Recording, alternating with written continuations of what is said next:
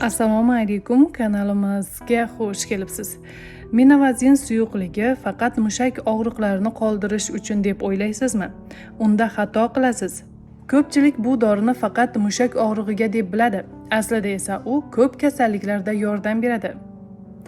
Xo'sh, minavazin qanday foyda beradi? Demak, bel va umurtqa og'rig'i, bo'yin va orqaga surtsangiz og'riq yengillashadi.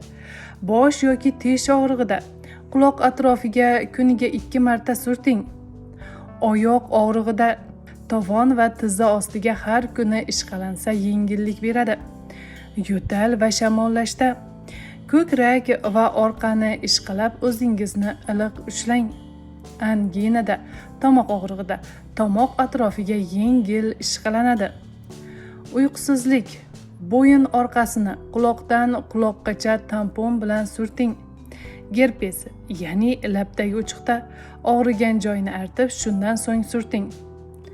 Burun bitishida shishani yengil hidlab qo'ying, shuni o'zi kifoya. Quloq og'rig'i, ya'ni otitda tampon to'yintirib quloqqa qo'ying. Ugri va toshmalarda to'g'ridan to'g'ri surtsangiz zarari qolmaydi. Tesha tegmagan ma'lumot minavazin asabni tinchlantiradi va qon aylanishini yaxshilaydi. Uning ta'siri sizni ajablantiradi. Azizlar, sizlarga yetkazmoqchi bo'lgan yana bir foydali ma'lumotimiz shulardan iborat edi. Hayron o'z kanalini kuzating va doimo sog' salomat bo'ling.